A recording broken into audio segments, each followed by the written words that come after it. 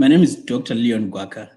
I'm a researcher focusing on ICT for development, and currently I'm working as a postdoctoral fellow in the Center for Technology, Innovation and Competition at the University of Pennsylvania in the United States. I'm from Zimbabwe.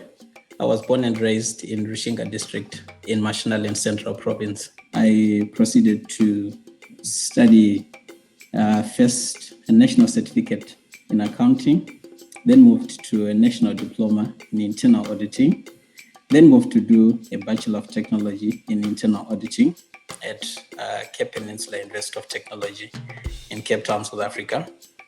Then following the BTech, I proceeded to do my MTech Masters in internal auditing at the same institute, Cape Peninsula University of Technology. Importance of pointing out the phases of national certificate, national diploma is actually a reaction to, or it was a shock to me because originally when I applied at the university, I thought I was going to do a degree. I had not done much research about the structure of the program that I was going to enroll in.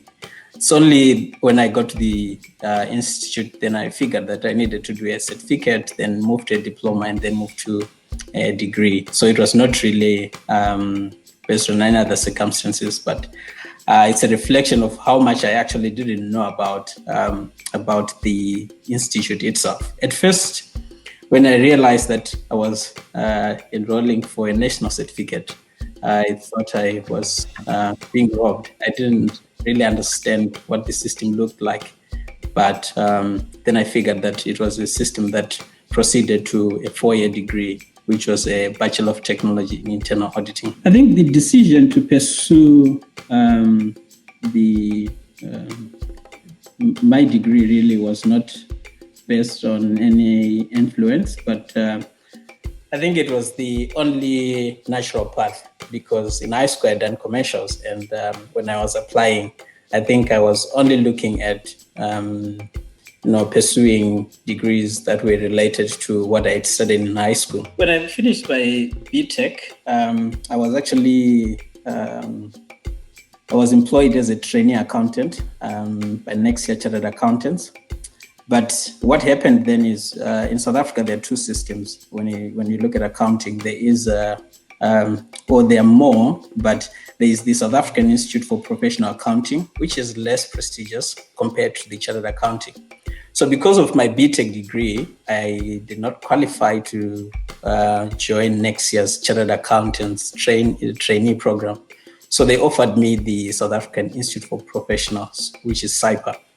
So because of my realization that SIPA was to an extent inferior to SICA, I decided that while I do my trainee program, I might as well advance myself doing a master's.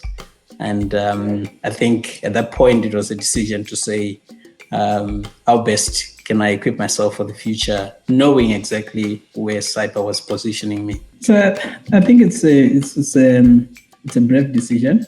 One, because you have to take on extra load. For instance, in my case, I had a full-time job, and then I decided to pursue a master's, which in itself can be strenuous. But also at the same time, I think there was another option that I had already seen. While I was doing my cyber trainee, I was offered an opportunity to lecture at CPUT on part-time basis. So the next possibility was I could join CPUT as a full-time lecturer, but one of the requirements was a master's. So in a way, I was preparing myself for different possibilities at the end of the trainee program. And it's interesting to actually say I didn't finish the cyber program because after the master's, there were other things that came along. My first job, I worked as a relief teacher, also known as a temporary teacher, in 2008. Then that was followed by a short spell at World Vision International, where I worked on the food relief program. Then after completing my first degree, which is my BTech, I was employed as a trainee accountant doing the cyber articles. And at the same time, I also worked as a contract lecturer at CPUT. I think with the relief teacher position, what actually happened was the school looked for me when they needed a replacement. I thought I was on holiday. Then they looked for me, said, we are looking for someone to take on these classes.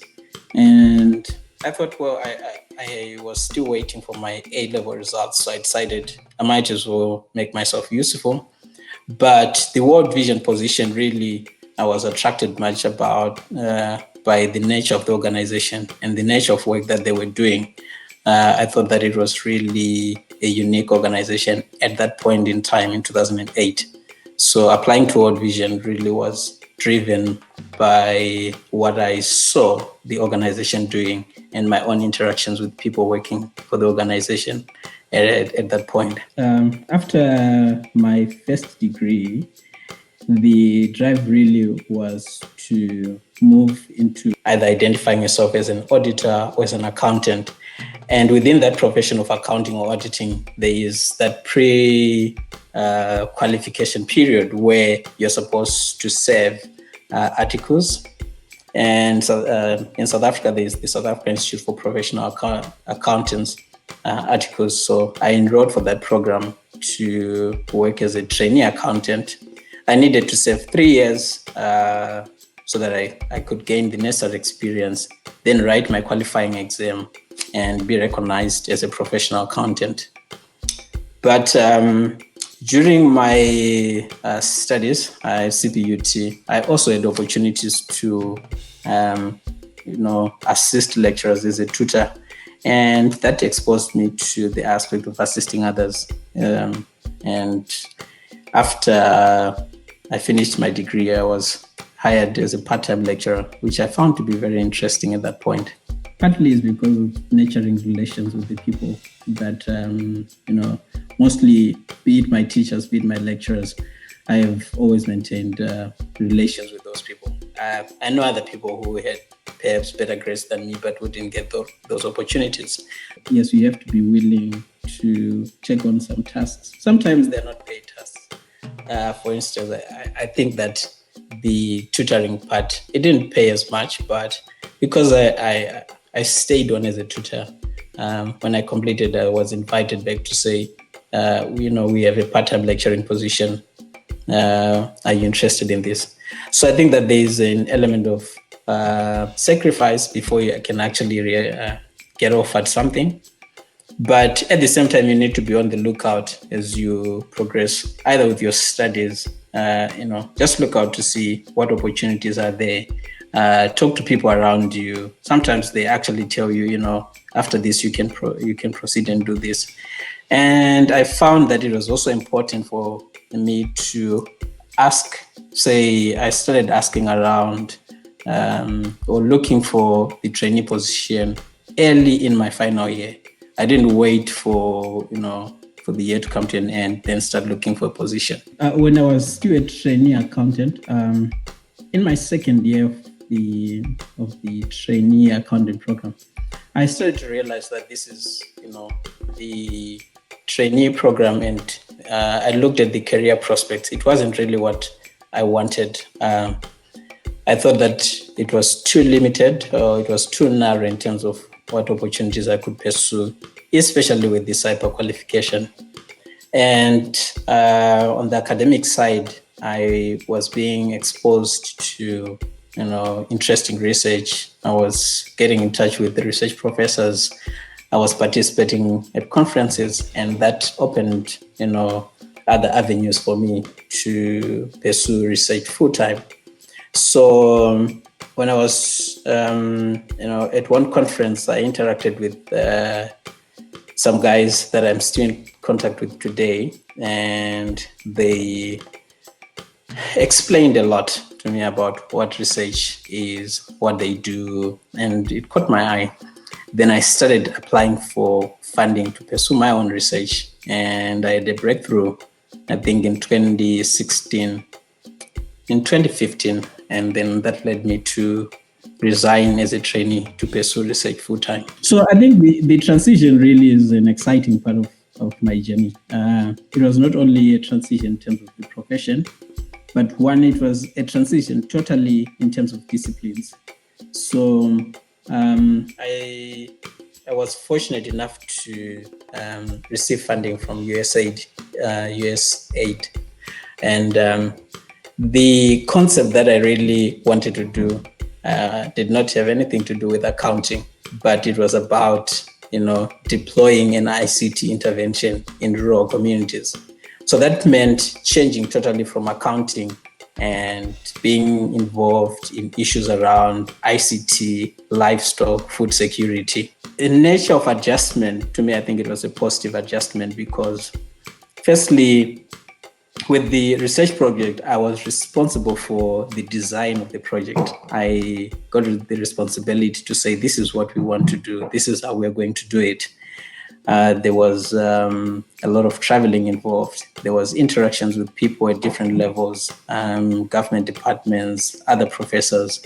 So it elevated my status in a way. But the nature of experience that I gained from that project was totally different. I think with the switching of professions is something that's very challenging for most people. One, I think it's about financial security. Firstly, people get scared about, if I switch my profession, I'm going to lose my income for the next 3 or 4 months. And then that keeps people in positions where they're not even comfortable. But I think for me, there were a number of factors that really contributed to the switching of professions. One, I think I had a strong support base in terms of friends around me, who I could lean on and say, guys, this is the decision that I'm making. And people would actually support you and say, well, this is what you want to do. Go for it. And I think there was also the resilience part in me in saying, well, what's the worst that can happen? Once you're not enjoying yourself in your current position, chances are you're not going to enjoy yourself in the next 2 years. So there is a hesitation to say, what if it doesn't work? But people should start thinking in the other way to say, what if it works? And I think if you have that idea of what if it works, you can project yourself to say, if this thing actually works, this is going to be the reward. One, you are going to be satisfied with your decision. If it doesn't work, you learn lessons, but those lessons can be valuable in terms of your next move. So whether you've invested 10 years, 5 years in a career, I think you can always find new opportunities where those skills are useful. It doesn't have to be linear, as in it has to be aligned to what you have been doing, but you can actually transfer your skills and apply them elsewhere. And in my case, it really worked. After I was successful in securing this project, I realized that there was an opportunity to actually convert this project into a PhD project. And when I started applying at different universities, they would always tell me, you are coming from a different background. You have a master's in internal auditing. Why do you want to move to development studies? But that did not deter me. So I kept on, approaching different professors. I would send emails like crazy and approach different people and try to explain to them what type of work I was doing so that they could try and buy my idea. Eventually, I was accepted at the University of the Western Cape.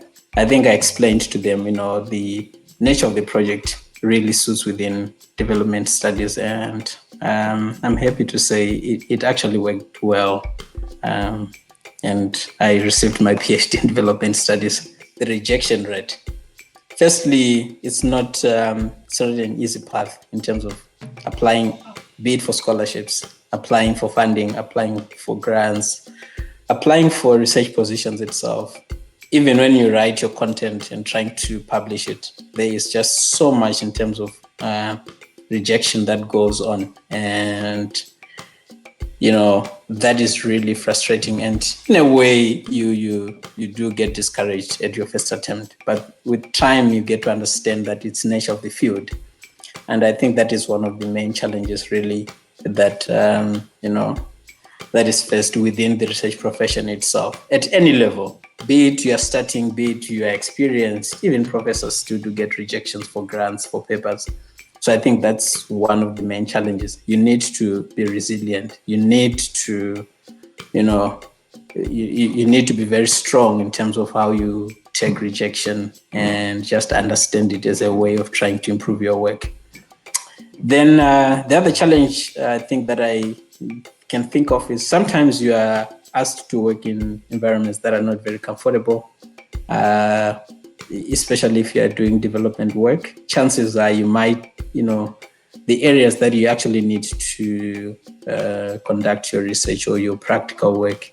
I completed my PhD in 2019, and starting, I think, Feb 2019, I started applying for postdoctoral positions. I started applying for lecturing positions, and I was fortunate to be offered a position in Ireland, then also a position here in the US for a postdoctoral fellowship. And then I decided to take this position in the US. I think what worked for me really was the bit of experience that I had in actually securing funding and implementing a project. And in addition to that, I had already published part of my work. But the thing that I can just suggest, while you're pursuing your PhD, you don't have to wait to finish your PhD to start looking for positions. It's only unfortunate that now we are doing most of the conferences, online. But back then, when conferences were still in person, there were always opportunities to interact with professors from different institutions. And you could, just engage them, talk to them, ask for potential openings. And for me, the habit of, looking up for people that I want to work with, then I even do cold emails. And chances are, you only need one opportunity. So I just encourage all those who are still doing their PhDs to start looking early, look at profiles for people, look at new projects, and just, cold email. It works one way or the other. I'm working on a project, on a global project really, that is equipping me with skills to, firstly, it's helping me to understand different initiatives that are being implemented across the globe. And the training that I'm receiving from my mentor or my advisor is mainly around how to manage that type of research and how to manage a research lab, how to supervise, how to write grants. And I think the next 5-10 years, it's difficult to say exactly where I think I'll end up being, but there are two pathways that I'm looking at, either venturing into international development or academia. But either way, I think those two are connected. If I'm in international development, I'll continue contributing to academia on part-time basis or in one way or the other. Similarly, if I end in academia, I'll still continue doing international development. But I think my focus really is on making sure that the nature of research that I'm involved in makes a difference in people's lives. In terms of looking for opportunities, I said earlier, it's not always going to be linear. So I moved from accounting, then I ended up doing a degree in my PhD in development studies. But my postdoctoral position is actually based in a law school. So I think that there is flexibility in terms of how one shapes their career. I think over the years, there's been the idea that, you need to progress in a linear format. You do a degree in this, move to a master's, and then do a PhD in that. I think now when we look at the nature of challenges or nature of problems that the world is facing, it requires an individual who has diverse skills. So I think I would encourage anyone really to think broadly in terms of how best they can develop multi skills so that when they apply, they are able to demonstrate that they can contribute in more than one way. And being situated in a law school at the moment, I think I'm learning more around issues around regulatory frameworks and how those affect the nature of, connectivity initiatives that are implemented in different developing countries. And I actually find that while the work, I might not have the expertise in law, but I think just being familiar with what is going on within the regulations helps me really engage in different conversations when I'm presenting my work. If anyone can benefit from my experiences, I think I'm open to that. I think for me, really, I have had mentors in many different ways who shape my decisions.